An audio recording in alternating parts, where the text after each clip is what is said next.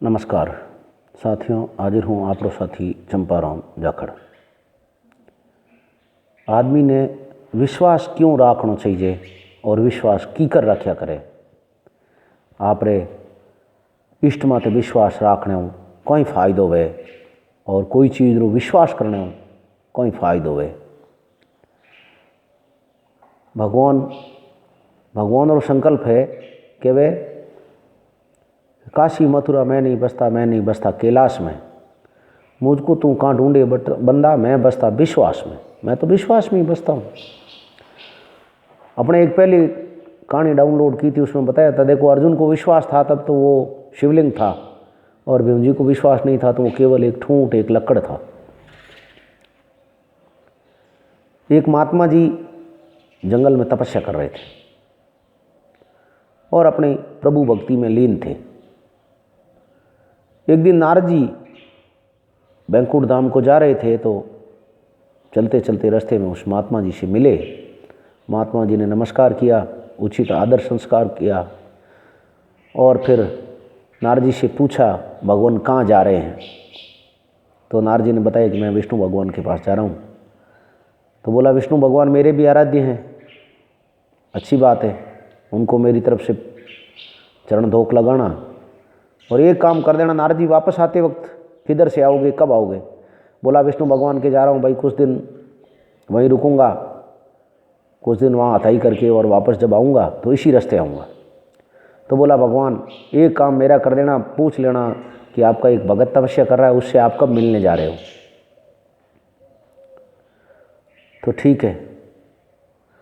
नारद जी पहुँचे बैंकुट धाम में अच्छा अतिथि सत्कार हुआ नारद जी का। नारद जी कुछ दिन तक वहाँ रुके और रुकने के बाद जब वापस रवाना हुए तो नारद जी को याद आया कि भाई महात्मा जी ने पूछने के लिए कहा था, मैंने तो पूछा ही नहीं। नारद जी ने पूछा, प्रभु एक भक्त आपका तपस्या कर रहा है और उसने ये प्रश्न किया कि आप उससे कब मिलोगे?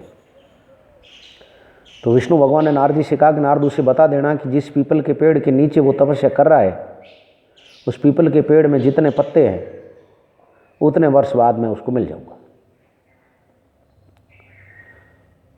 ठीक है। नारद जी भी मन में यूँ सोचने लगे, अब इस बेचारे को क्या कहूँ, पेड़ के कितने पत्ते हैं, कब वो गिनेगा, कितने वर्ष का, उसे कैसे ज्ञान होगा। पर अब भगवान ने कह दिया तो मैं जाके उसको कह देता हूँ।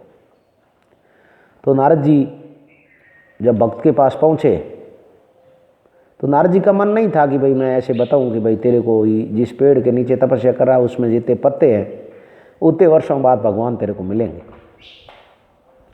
पर भगत तो भगत था। भगत ने पूछा कि नारद जी आप जाके आए हैं, मेरे प्रभु ने क्या कहा? बोला, रहने दे, प्रभु ने कुछ नहीं कहा है। नहीं, प्रभु ने कुछ न कुछ तो कहा जरूर था। नारद जी बताइए। बोला, भाई अगर पूछ ही रहा तो बता देता हूँ कि उन्होंने ये बताया, जिस पेड़ के नीचे, इस पेड़ के नीचे जो तपस्या कर रहा है, इसमें जितने पत्ते हैं उतने वर्षों बाद तेरे को मिलेंगे। तो भगत उठ करके नाचने लग गया। नारद जी ने कहा, नारद जी सोच में पड़ गए, इतने वर्षों बाद भगवान मिलेंगे, इसको अभी खुशी है। तो भगत तो बस इतना मगन हुआ कि नाचने लग गया, उसको नारद जी का भी भान बंद हो गया। थोड़ी देर बाद में देखा नारद जी ने तो भगवान उसके सामने खड़े थे। नारद जी ने कहा, प्रभु मेरे से तो, मैं तो वैसे ही मेरे पे झूठ का ब्लेम लगा हुआ है, नारद चुगलियाँ कर रहा है और आपने मेरे से झूठ बुलवा दिया। आपने एक तो कहा कि भाई इस पेड़ के पत्ते हैं उतने वर्षों बाद मिलूंगा और आप तो हाथों हाथ मिल गए। बोला, ऐसा नहीं, इस भक्त को विश्वास कितना है और इस विश्वास आया कैसे, ये पूछ। तो नारद जी ने भगवान के सामने पूछा कि भगत मैंने तो तेरे को ये बताया था कि ये जो पीपल के पत्ते हैं इतने वर्ष लगेंगे। बोला, वर्षों की गणना कौन करता है? जब मेरे प्रभु ने कहा है मिलेंगे तो जरूर मिलेंगे और मुझे और चिंता करने की जरूरत नहीं है। पेड़ पे जितने पत्ते हैं उतने वर्षों बाद मिलेंगे, इतने वर्षों तक मुझे जीवित रखेंगे और मैं प्रभु की भक्ति करता रहूँगा तो जरूर मिलेंगे। इसलिए मुझे तो विश्वास था। और भगवान ने तेरे को कहा है नारद जी, आपको भगवान ने कहा है और आपने आके कहा है तो आपने झूठ थोड़ा ही कहा है। इसलिए मेरे को तो विश्वास हो गया भगवान जरूर मिलेंगे। इसलिए मैं तो नाच रहा हूँ, नाच के पूरी जिंदगी काट लेता है, इतने वर्ष निकल जाते। तो नारद जी को भगवान ने समझा दे कि इतना भगत जो विश्वास करता है उसके लिए समय की मर्यादाएं मुझे तोड़नी पड़ती है। तो बंधुओं, विश्वास रखो तो उस वक्त जैसा रखो, और विश्वास से सब कुछ होता है। धन्यवाद। चैनल को सब्सक्राइब करते जाना, और अगर आपको